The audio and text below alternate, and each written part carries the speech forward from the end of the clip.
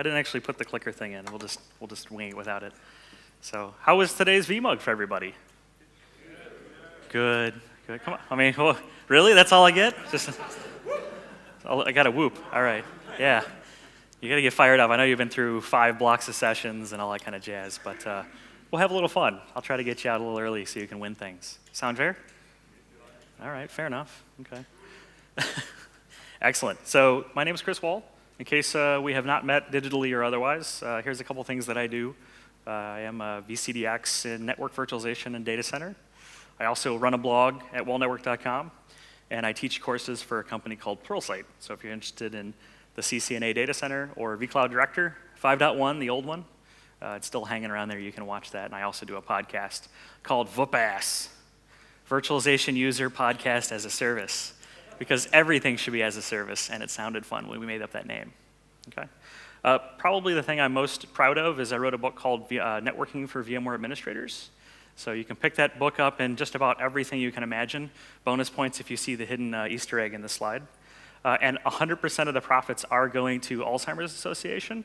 So even if you think the book is mediocre, you can at least feel good that you've made a contribution to a charity. So cue rim shot there. Cool. So here's the hashtag UK VMUG if you want to chat something or take a photo, or if I say something silly, you can regurgitate it and do a, what is it, UK VMUG boo, I think it is. So I hope to see more yays than boos. So here we go. So I want to talk about Minesweeping. Has anyone played that game way back in the day? They've seen this screen with the Minesweeper? Okay. Does anyone still play that game at work today, or is that, I got a couple.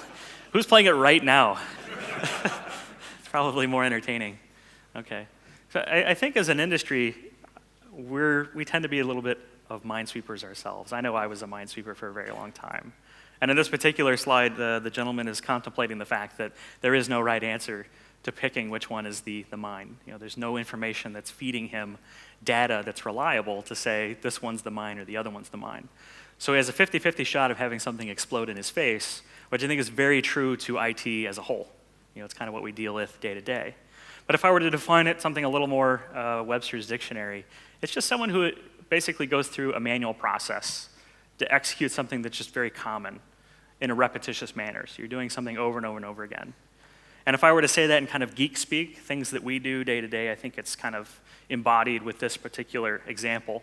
Have you ever installed software and you do this, followed by another one, followed by maybe a third one, and then you hit finish, and then you're like, great, that was good. Now let me do that again. And then you go through that over and over again.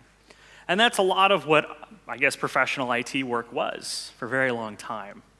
And it was somewhat gratifying to be good at this. You know, if you look at common tasks within enterprise, SMB, whatever it may be, a task was just multitudes of that. We would branch on all these different next, finish activities, building LUNs, building servers, installing patches and Windows stuff, and just day-to-day operations. And quite frankly, I think, me personally, a lot of my value was derived by the ability to do this. I knew how to do it. I knew the buttons to click. I knew which buttons not to click most of the time. And I would avoid the Minesweeper situation where things would blow up in my face. But realistically, it doesn't add a lot of value that much anymore. I think more and more we're going to see that this kind of mindset and having value because you know the process to get something deployed will have less value, especially as it relates to infrastructure. So I'll tell you a story real quick. Several years ago, I went to work for a call center. So we had 500 or 600 some odd people out on the floor, and their job was to receive calls from people looking to get health insurance. So if you filled out a card in the US saying, hey, I want health insurance, you would then be routed to our desk, and we'd interview you and see if you had, if you were lying that you were actually a smoker. You said you weren't a smoker, and you get on the phone like, hello. And we was like, okay, we obviously need to go further on this. And they said, we're going to go with voice over IP systems. Okay, that was big, kind of dating myself as to when this activity occurred. And they said, okay, we're going to place this VoIP phone, this is actually the exact phone out there, I hate that thing, on everyone's desk, and we're going to do this cutover. And this cutover is going to require installing software on the computer so that when you log into basically the system that the call center people would use to track activities from the calls, it would be related to the phone so that we know when you're on the phone, when you're off the phone. Otherwise, you would just have busy tones or something like that. Okay? So what they did was they handed me this and said, cool, 600 computers, go.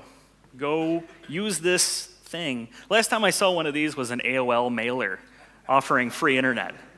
And I was like, ha, this is a joke, right? I said, no, we'll have some people come out and help you. And over a weekend, you can go visit 600 computers and install this.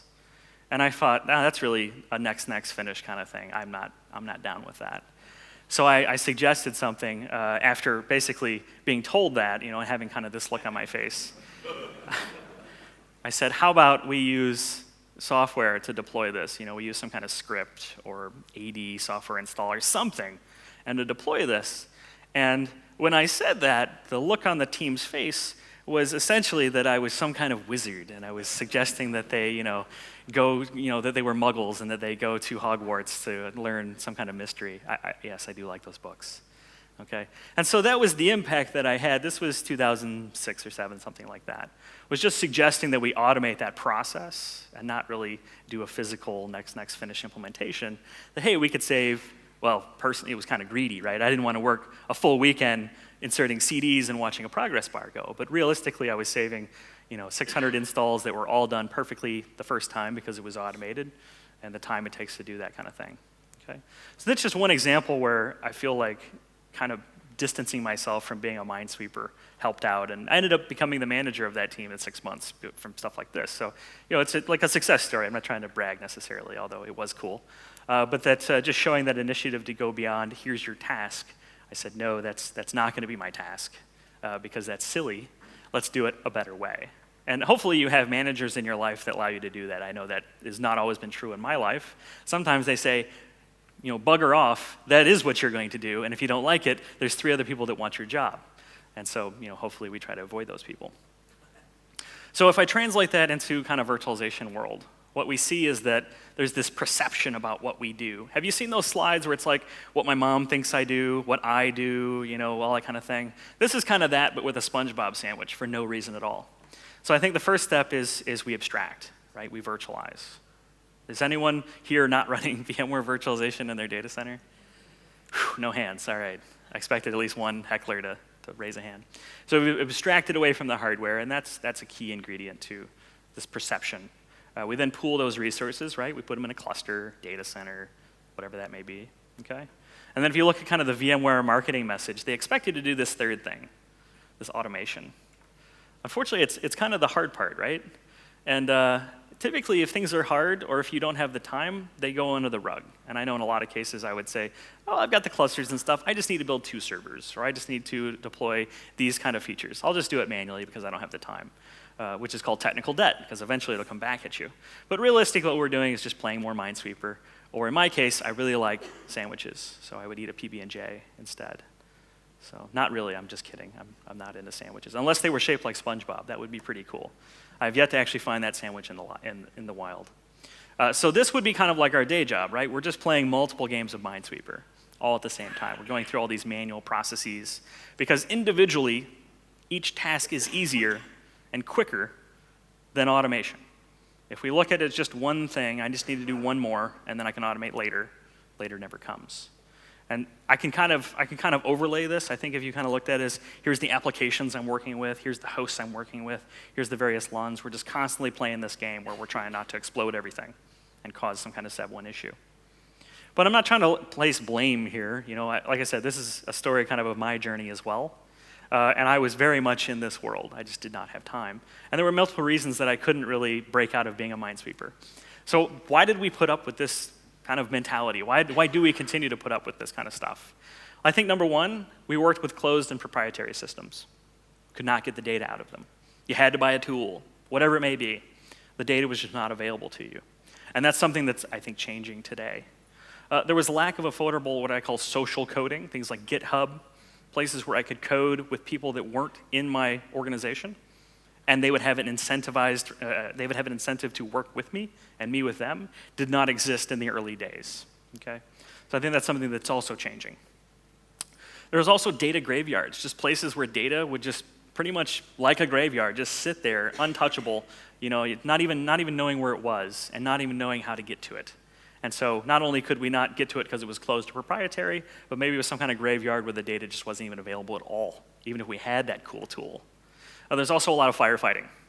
I think that's probably #1 issue in IT is that we spend a lot of time firefighting, putting out issues, being reactive to situations.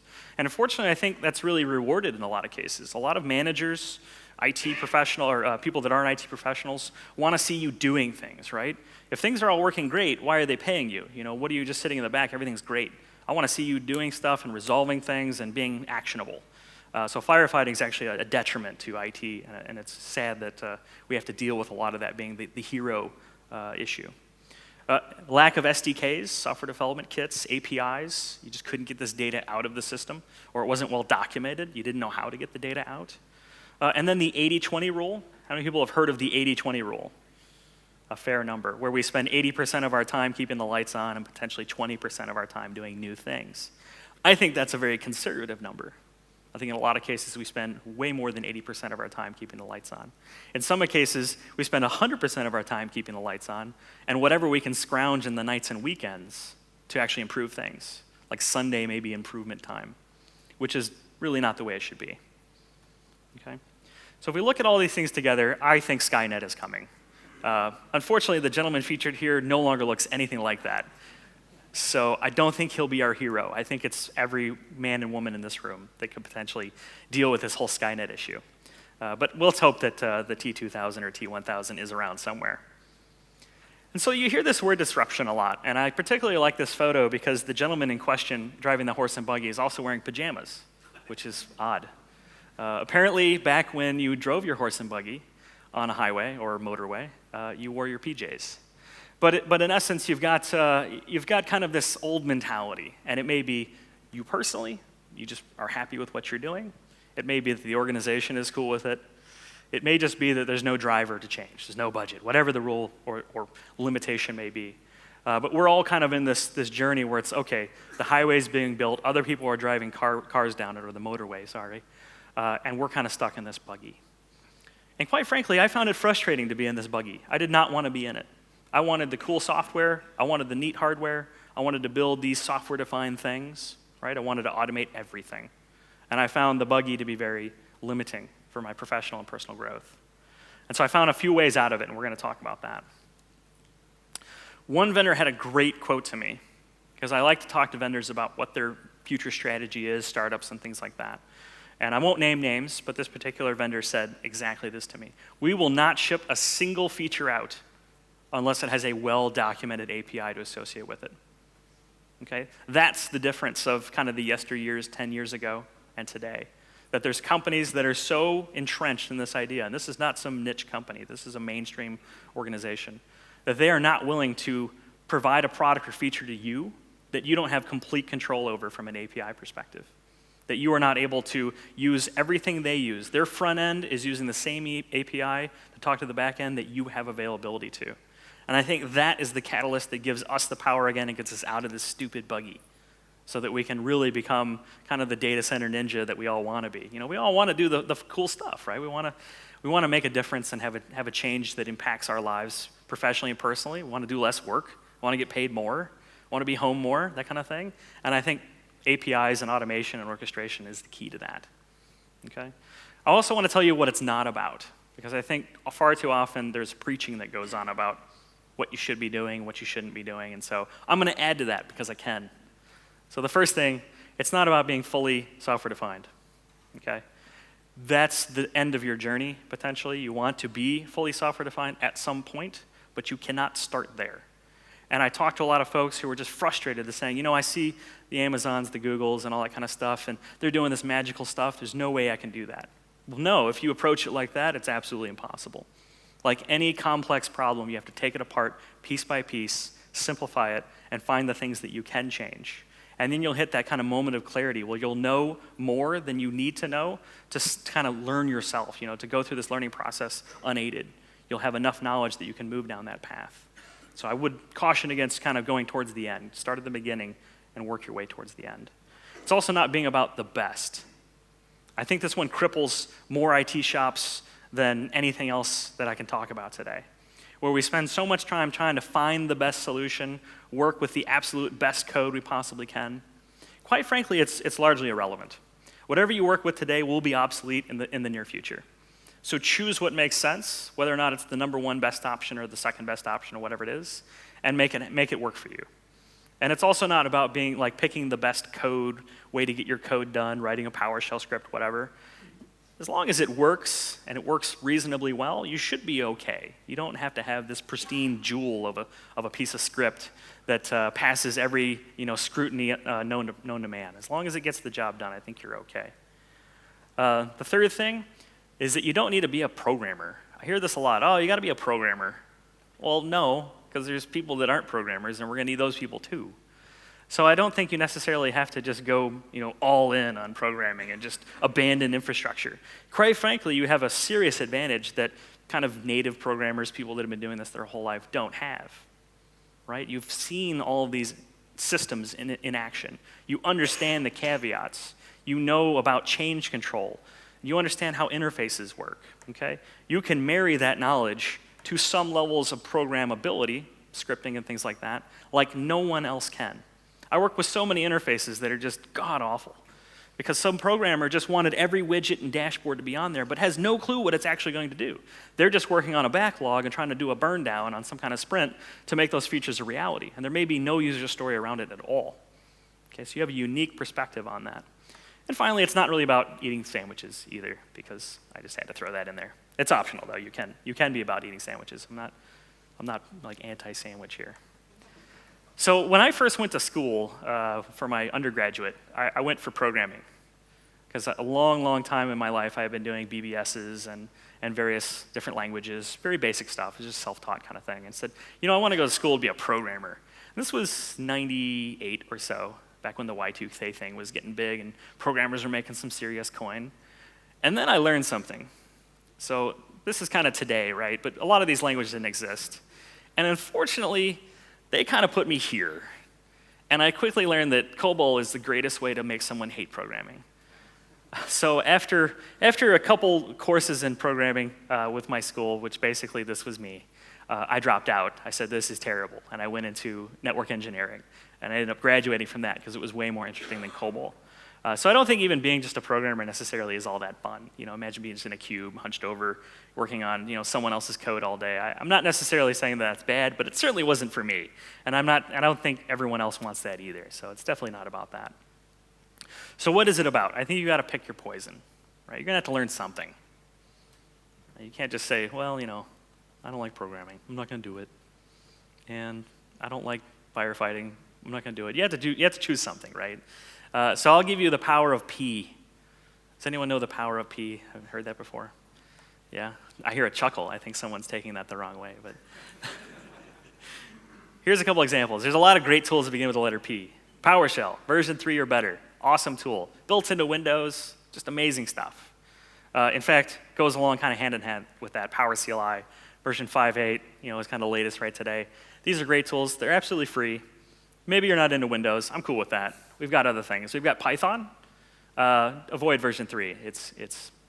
What's the bad one? Bollocks? Is that the bad one? It's that. And version 2 is the dog's bollocks. So there we go. Not a fan of 3. And we've got Puppet. So we've got 4 things that do different things here. We've got PowerShell, which is kind of Windows administration scripting. Desired state config allows you to do some pretty cool stuff around config management. We got Puppet, which does config management, and the open source edition is absolutely free. Python is a very human, readable scripting language, and it's also object-oriented. Comes with a package manager. And PowerCLI can do just about anything you can imagine with vSphere. They're all free, they're all very easy to learn, and there's a huge ecosystem around all of these. So you can pick any one of these and start your journey, very simply for no cost. It's like, how do you argue with free and easy and lots of choices? But there's other things as well. You can look at Ansible if you want to do some playbooks. You can look at Chef if you don't like Puppet. Developers typically like Chef. Infrastructure people usually like Puppet because of the Ruby elements. You can look at SaltStack if you really like Python, you want to do config management. Jenkins, you can look at vCenter Orchestrator, probably the biggest hidden gem within vSphere. Who owns a copy of vCenter licensing? Hopefully a lot of people. All right, you have vCenter Orchestrator. It's actually installed on the box already. Yeah? Yeah, okay, cool. So all you have to do is basically turn it on and configure it, and you get this awesome workflow engine that is at your beck and call, and you can use it for calling PowerShell and calling other code and doing whatever you want. And it's basically there, and I think a lot of people just don't realize that there's no charge. I've actually had customers come up like, yeah, I want to buy that vCenter Orchestrator thing. How much is it? I'm like, free. What I should tell them is like $500, and then take it and just turn it on. I'm like, yeah, I installed it for you, but I'm not that shady. Yeah, I should be though. So have you ever heard of this particular thing called the 10,000 hour rule? Has anyone heard of that before? Got a few hands. So there's this guy, Malcolm Gladwell. He wrote a book called Outliers. And this guy really loves himself. So if you read the book, have like a little spit bucket because you're like, oh God, you're talking about yourself again. But he makes some pretty interesting analyses. He goes over and says, if you do anything for 10,000 hours, and his example was the Beatles, the fact that they played music for so long, they hit the 10,000 hours rule of playing, and they became experts. So if you do anything for 10,000 hours, you become an expert. So do I believe in that? Well, sort of. I sort of believe in that. I think 10,000 hours is kind of an arbitrary number. Practice definitely helps become better at things. If you practice poorly at something, you're going to be an expert at being poor at something. But over time, I do think that practice can help. And I think the underlying pinning here is that if you do spend long enough with a particular technology that you knew nothing about, you will become an expert. It just kind of happens. There's a lot of resources out there. So really, what are you looking to spend on this? It's just time. If you have the time to do it, you're good. So I would kind of list this out as the list here. So no matter what you choose, PowerShell, PowerCLI, Python, Puppet, any of those other things, start today. Maybe not today. You might have a long drive home. I'm cool with it. I'll give you a pass. Start tomorrow. Download something around those tools, a document, read a blog post, find which one interests you. Don't worry about the use case and all that kind of stuff. Look at what these things can do and find out which one kind of connects with you a little bit. Because I certainly like PowerShell a lot more than I like Python. Okay? Learn it to the best of your knowledge, the best of your ability. Improve, set kind of a schedule. And then share what you do. This is something we could not do prior to the last several years. Could not share this stuff. There are now platforms where you can share your code or what you're doing, blogs, whatever it may be, with the world.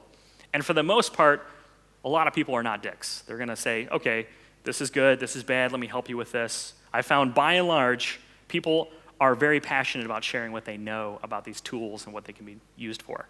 So if you share that knowledge, you will then grow because it's a synergy of growth. 1 + 1 = 3. Okay? If we were then kind of to dissect this into trends, I think I have to give you a reason why you should look at this stuff, right? You can't just say, okay, cool, he said to look at this stuff, so I'm going to do it. If it were that easy, I would be an amazing consultant, but I'm only an okay one, okay? So if you look at app dev teams that I'm talking with, they're all coding around infrastructure, right? They're trying to code around us. I consider myself an infrastructure person. I'm trying to become more of an app dev person, but it takes a lot of time. So they're coding around us in a lot of cases for new apps.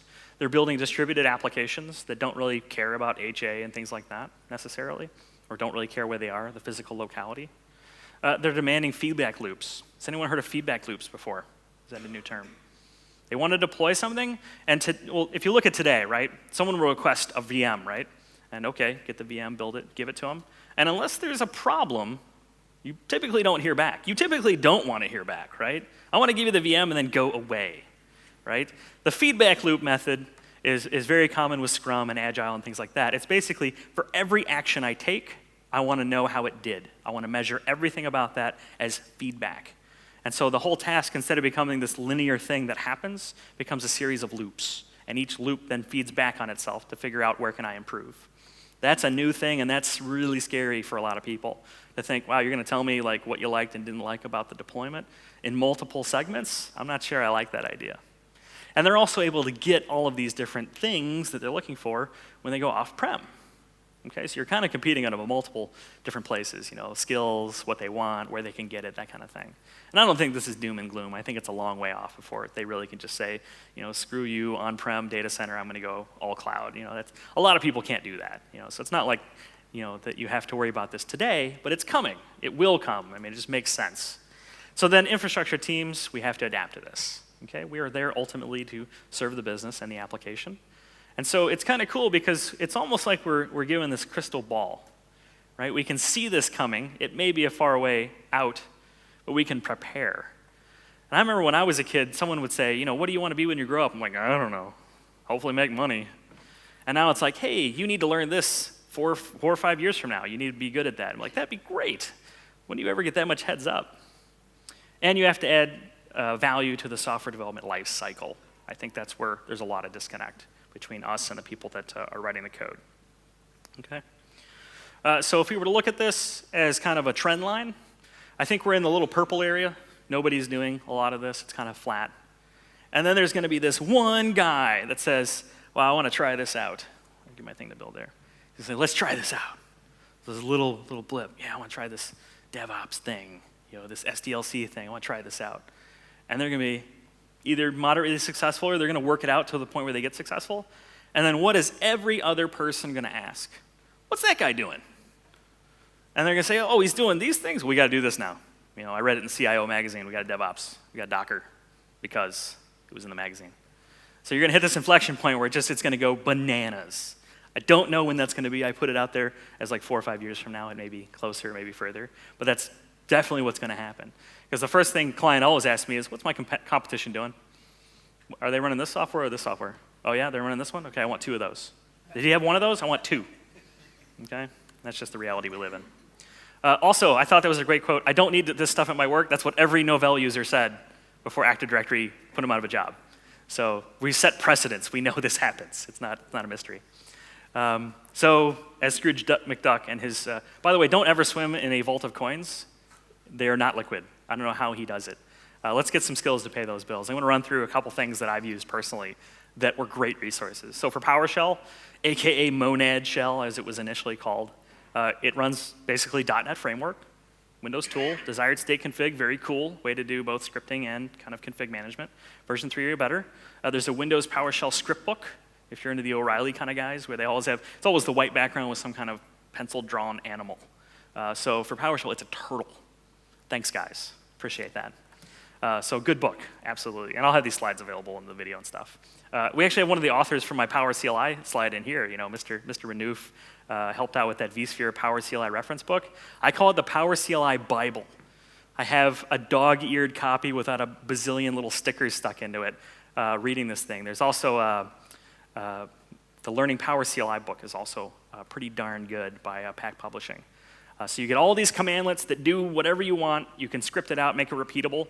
And if you actually go on the VMware Technology Network forum to the scripting area, this guy, Luke Deakins, he'll answer your scripting question in like 3 seconds. It's crazy. I tried contributing to that forum for a while, but it's impossible to beat this guy.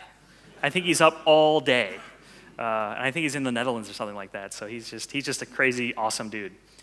So great workflows, spectacular community.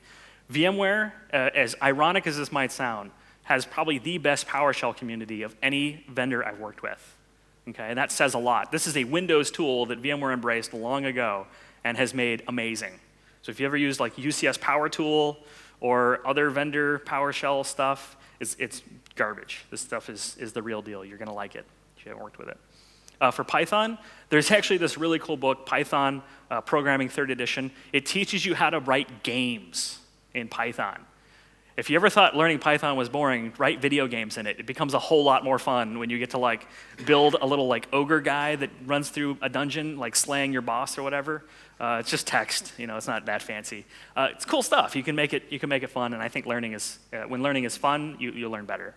It also has package management, a thing called pip. So you can use pip to import modules that you need on the fly. So it's a lot like yum or apt-get if you're a Linux dude or gal. So very great stuff. COBOL.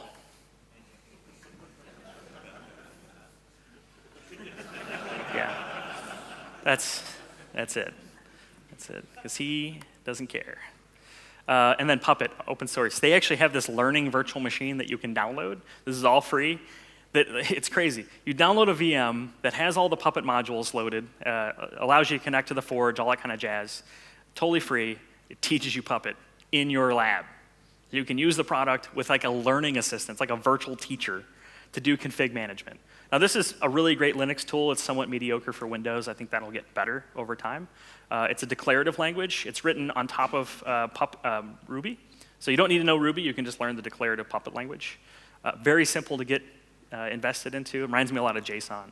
And there's a couple books. DevOps for VMware Administrators is being written.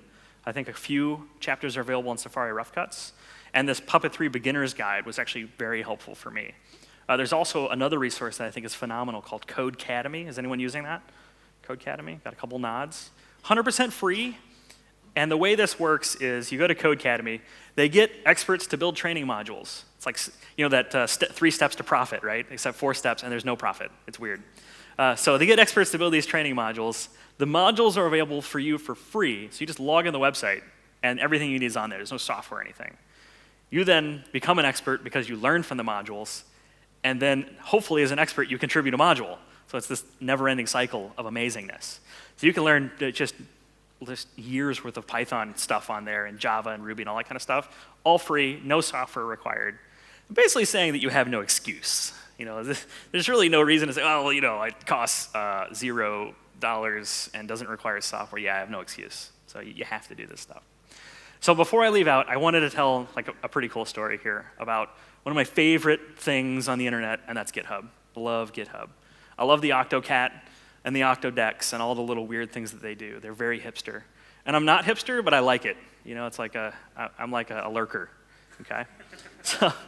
So I have a repository. You're welcome to any of the code that I have on there. But I had this really great experience, and I wanted to highlight some of the positivity and some of the awesomeness that comes with sharing and doing social coding.